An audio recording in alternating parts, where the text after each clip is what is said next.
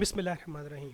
Students, हम लोग mid term की रिवीजन में वीडियो नंबर 2 में पहुंच गए हैं। वीडियो नंबर 2 हम लोग स्टार्ट करने लगे हैं और इसमें हम लोगों ने वीक नंबर 3 जो है वो हम लोगों ने डिस्कस करना है। वीक नंबर 3 में बच्चों जो इंपॉर्टेंट चीज़ें जो कवर हुई हैं वो क्या है? नंबर 1 जी, नंबर 1 इसमें कवर हुआ है कि जॉब मैनेजर की जॉब कैसे चेंज हुई है, how the job of manager changing, कौन कौन से एस्पेक्ट्स हैं जिनकी वजह से चेंज हुई है। और एक और टॉपिक जो इंपॉर्टेंट है वो है यूनिवर्सैलिटी ऑफ मैनेजमेंट। तो बच्चों हम लोगों ने डिटेल में डिस्कस किया था कि चूँकि वक्त गुजरता जा रहा है, ठीक है, आज हम लोग 2020 में बैठे हुए हैं और 2020 से पहले 2010 और 2010 से पहले अगर 10 साल पहले 2000 के बाद 1990 और उसके बाद 1980 और ये इतने साल जो गुजर चुके हैं, तो 1980 में जिस तरह की ऑर्गेनाइजेशंस हुआ करती थी वो ऑर्गेनाइजेशंस आज 2020 में नहीं है। 1980 में जिस तरीके से ऑर्गेनाइजेशन जो है उनको रन किया जाता था आजकल वो नहीं है।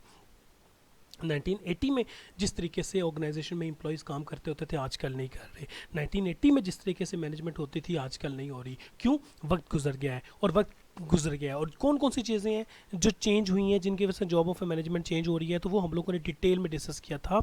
और वो क्या था? ये एस्पेक्ट्स।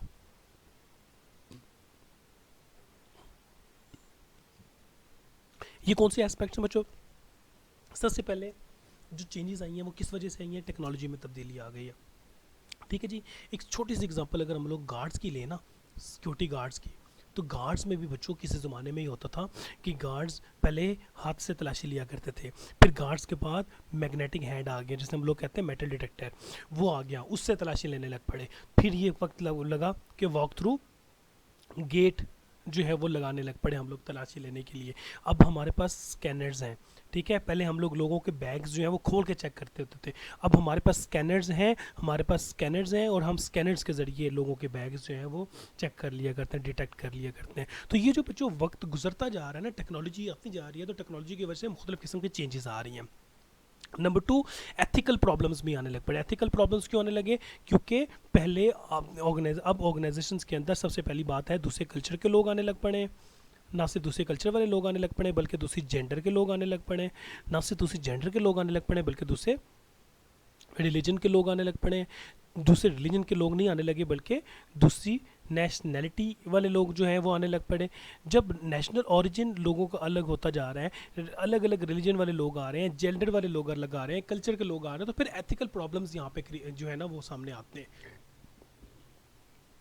उन एथिकल प्रॉब्लम्स को रिजॉल्व करने के लिए हमने अपनी वैल्यूज़ को दोबारा से डिफाइन करना है। फिर हम लोगों ने ट्रस्ट डेवलप करना है कि हमारी ऑर्गेनाइजेशन बहुत अच्छी है एज अ पर्सन भी और एज एन ऑर्गेनाइजेशन भी। और फिर हम लोगों ने अकाउंटेबिलिटी जो है उसको इंक्रीज़ करना है, ठीक है, एहतसाब करना है। यानी कि अगर कोई बंदा इस हवाले से या इन हवालों से अगर कोई बंदा हमें गिल्टी प्रूव हो जाता है तो फिर हमें उसको सज़ा भी दे, ठीक है जी। फिर कंपेटिटिवनेस इंप्रूव हो गई है। पहले एक ऑर्गेनाइजेशन होती थी, किसी ज़माने में काम करती थी, लेकिन अब एक ही प्रोडक्ट बनाने के लिए हमारे पास कभी कभी 20, कभी कभी 30, कभी कभी इससे भी ज़्यादा, कभी कभी 4, कभी कभी 5। मिसाल के तौर पे पाकिस्तान में अगर सेलुलर कंपनीज़ की बात करें तो कम से कम 4 से 5 ऑर्गेनाइजेशन हैं जो हमारे पास सेलुलर कंपनीज़ है जो हमें सेलुलर सर्विसेज दे रही हैं। तो इसका मतलब ये हुआ कि कंपटीशन बहुत ज़्यादा है। एक कंपनी सोचेगी मैं ये चीज़ दूँ तो दूसरी कंपनी भी यही सोचेगी, तीसरी कंपनी भी यही सोचेगी, ठीक है बच्चों। तो ये एक कंपेटिटिवनेस की इंक्रीज़ की वजह से फिर ये हुआ कि मैनेजर की जॉब भी चेंज हो गई है। अब हर एक मैनेजर चाहेगा कि हम अपने कंपेटिटर से बेहतर परफॉर्म करें। फिर सिक्योरिटी थ्रेट्स आ चुके हुए हैं, चीज़ें चोरी होने लग पड़ी हैं। लॉक्स जो हैं, तिजोरियाँ किसी ज़माने में चाबियाँ हुआ करती थी, लेकिन अब स्कैन अब जो है वो टेक्नोलॉजी की वजह से चीज़ें जो है वो लॉक की जाती हैं। ना सिर्फ चीज़ें जो तिजोरियाँ या दूसरी जो हमारी सिक्योरिटी होती है उस हवाले से, बल्कि इन सब चीज़ों से हट के एक और किस्म की सिक्योरिटी होती है बच्चों। वो सिक्योरिटी कहलाती है बच्चों जॉब की सिक्योरिटी, कि एक एम्प्लॉय को जॉब की सिक्योरिटी हो, कहीं ऐसा ना हो कि मुझे जॉब से निकाल दिया जाए। हम कहा करते हैं ना जी, प्राइवेट नौकरियाँ होती हैं जो किसी वक्त भी निकाल दिया जा सकता है, लेकिन ऐसी ऑर्गेनाइजेशन जहाँ पर जॉब सिक्योरिटी होती है, आप अपने एम्प्लॉय को समझाते हैं कि आपको जॉब से नहीं निकाला जाएगा, आपकी जॉब सिक्योर है, तो वो एम्प्लॉय बहुत अच्छा परफॉर्मेंस उसकी होती है। तो ये चीज़ें आ रही होती हैं। उसके बाद फिर बच्चों अपनी ऑर्गेनाइजेशंस बाज़ औक़ात इंसान एक जगह से दूसरी जगह जब शिफ्ट करने लगा होता है, रीस्ट्रक्चर कर रहा होता है, तो ये भी एक बहुत बड़ी सिक्योरिटी थ्रेट होता है कि अगर हम लोग अपनी ऑर्गेनाइजेशन को बदल देंगे, एक जगह से किसी और जगह पर शिफ्ट कर देंगे, तो न जाने हमें हमारी प्रोडक्टिविटी के ऊपर या हमारी जो रेवेन्यू है उसके ऊपर कितना अच्छा या बुरा असर पड़ सकता है। तो ये भी रिस्क होता है, ये भी देखना होता है। उसके अलावा और भी मुख्तलिफ़ किस्म के एस्पेक्ट्स हैं इन्वायरमेंट के भी, ग्लोबलाइजेशन के भी, और ये तमाम के तमाम एस्पेक्ट्स जो हैं वो एक मैनेजर की जॉब को चेंज कर रहे होते हैं। फिर हम लोगों ने ये देखा था कि कस्टमर्स की इंपॉर्टेंस की वजह से भी मैनेजर की जॉब चेंज हो रही है। ठीक है, कस्टमर्स बहुत इंपॉर्टेंट है, customer is always right, customer is our boss. Customer जब आपको कोई कंप्लेन करता है तो आपने उसको सुनना होता है। तो मैनेजर की जॉब जो है वो कस्टमर की इंपॉर्टेंस की वजह से आजकल चेंज हो चुकी है। पहले कस्टमर को इंपॉर्टेंस नहीं मिला करती थी, लेकिन अब मिलना शुरू हो गई है। यहाँ पे एग्जांपल भी लिखी हुई है। फिर आगे बच्चों आएगा कि इनोवेशन, जैसे जैसे वक्त गुजरता जा रहा है चीज़ें नई नई इनोवेट हो रही हैं। जब नई नई चीज़ें इनोवेट हो रही है तो मैनेजर ने भी फिर पुराने तरीके से चीज़ें मैनेज नहीं करनी होती, बल्कि उसने भी नई चीज़ें जो है उसको लेके अपनी मैनेजमेंट, अपने डिसीजन जो है वो करने होते हैं। फिर तीसरे नंबर पे बच्चों एक और चीज़ आती है, वो क्या चीज़ आती है? सस्टेनेबिलिटी। ठीक है जी, सस्टेनेबिलिटी का मतलब ये होता है कि हम लोग एक जगह पे, एक ऑर्गेनाइजेशन जो है वो एक माइलस्टोन अचीव तो कर लेता है। ठीक है, माइलस्टोन अचीव तो कर लेता है, या एक गोल, आसान अल्फाज में अगर मैं कहूँ, गोल तो वो अचीव कर लेता है, लेकिन उस गोल को कंटिन्यूसली अचीव करता रहे, उसको हम लोग कहते हैं सस्टेनेबिलिटी। सस्टेनेबिलिटी का मतलब होता है बहुत लंबे अरसे तक आप अच्छा परफॉर्म करते रहे, इससे हम लोग सस्टेनेबिलिटी कहते हैं। ऑर्गेनाइजेशन सस्टेन करके रहे। तो ये जो सस्टेनेबिलिटी होती है कि बार बार आप अपने कंपनी के गोल्स को अचीव कर रहे हो और आपको नुकसान नहीं हो रहा, और पॉजिटिव ही डिसीजंस आपके हो रहे हैं, और आपके जो रिजल्ट्स होते हैं वो भी पॉजिटिव आ रहे हैं, तो ये एक बहुत बड़ी जो है एक कामयाबी है। और इस सस्टेनेबिलिटी को हासिल करने के लिए भी मैनेजर जो है उसने रिजिड नहीं होना, उसने एक जैसा ऑर्थोडॉक्स कैसे दक्यानूसी पुराना तरीक़ेकार जो है वो उसने अपनाना नहीं है, बल्कि उसने एक नए तरीके के साथ वक्त गुजरते हुए वक्त जिस तरीके से आपको लेके जा रहा है, वक्त के साथ साथ उसने अपनी मैनेजरियल स्किल्स को भी चेंज करके अपने अंदर तब्दीली लेके आनी है। ठीक है जी, उसके बाद फिर हम लोगों ने पढ़ना है यूनिवर्सैलिटी ऑफ मैनेजमेंट। ये बड़ी इंपॉर्टेंट चीज़ होती है बच्चों। यूनिवर्सैलिटी ऑफ मैनेजमेंट से मुराद ये है कि यूनिवर्सल कॉन्सेप्ट है मैनेजमेंट। यूनिवर्सल कॉन्सेप्ट का मतलब होता है दुनिया में हर जगह पे अप्लाई हो, यानी कि दुनिया में हर साइज़ की ऑर्गेनाइजेशन जो है, मिसाल के तौर पे छोटी ऑर्गेनाइजेशन है या बड़ी है, हमें मैनेजमेंट की ज़रूरत है। फिर दूसरे नंबर पे होती है टाइप्स ऑफ ऑर्गेनाइजेशन।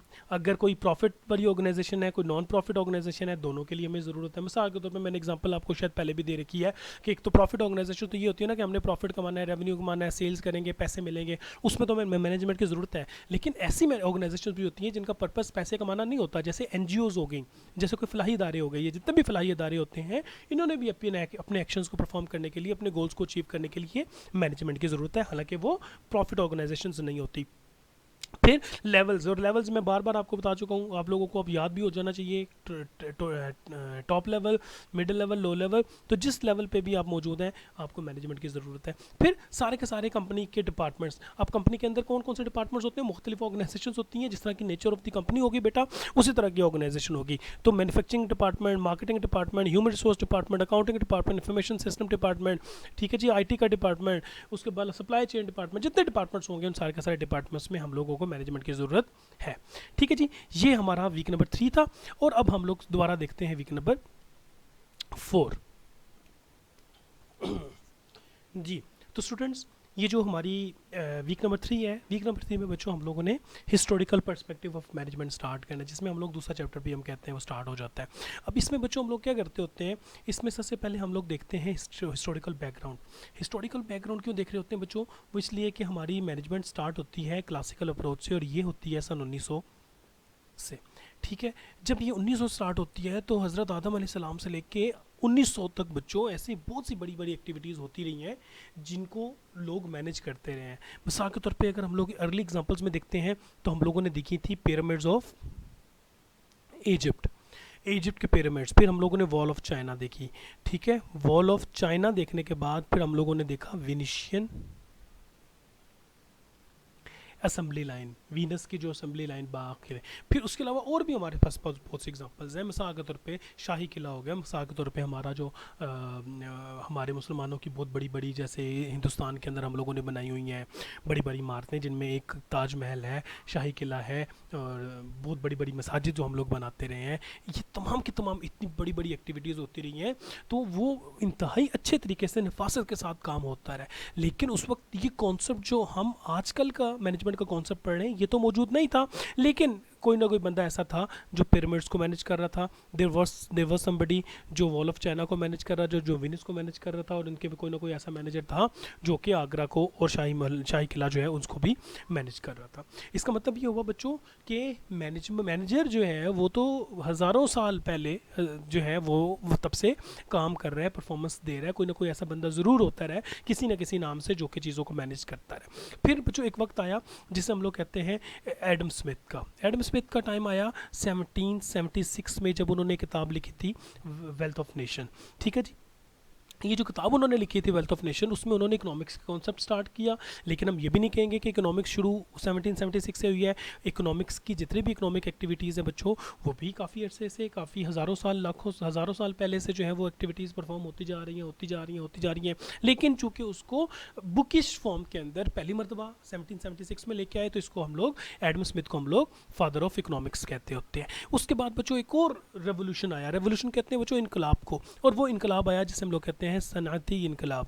ये जो सनअती इनकलाब आया ना, इस सनअती इनकलाब में बच्चों ये हुआ कि इंसानों का काम जो है वो शिफ्ट हो गया और वो मशीनों से हम लोग लेने लग पड़े। वो काम जो इंसान किया करते थे वो मशीनों से की तरफ शिफ्ट हो गया। ठीक हो गया।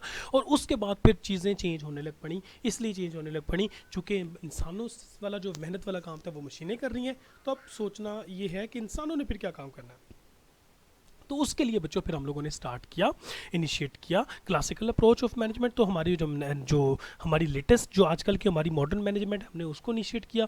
और मैनेजमेंट को इनिशिएट करते हुए फिर यहाँ से स्टार्ट होता है कि क्लासिकल अप्रोच, फिर क्वांटिटेटिव अप्रोच, फिर बिहेवियरल अप्रोच और फिर कंटेम्प्रेरी अप्रोच। सबसे पहले बच्चों क्लासिकल अप्रोच पढ़ते हैं, और क्लासिकल अप्रोच के अंदर ए है साइंटिफिक अप्रोच और बी है general administrative approach. Scientific approach जिस इंसान ने हम लोगों को दी थी, जिस साइंटिस्ट ने दी थी, उसका नाम था फ्रेडरिक विंस्लो टेलर। और इस अप्रोच को हम लोग टेलरिज्म जो है वो भी कहते होते हैं। टेलरिज्म भी, क्योंकि ये टेलर ने दी थी तो टेलरिज्म भी इसको कहते होते हैं। तो इसमें उन्होंने बताया था, एक बेहतरीन चीज़ इन्होंने बताई थी कि कोई भी अगर आपने काम करना है तो उसके लिए वन बेस्ट वे।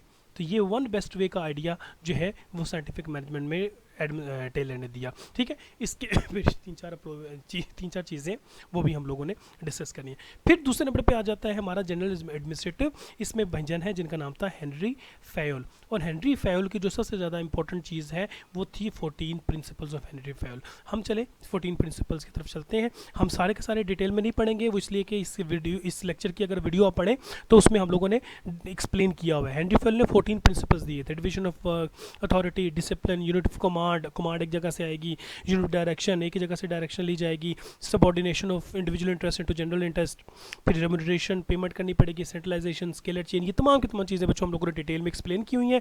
तो यहाँ पे हम एक्सप्लेन नहीं करते इसको। फिर हम लोग जो तीसरे नंबर पर चीज़ लेके आते हैं बच्चों, वो आते हैं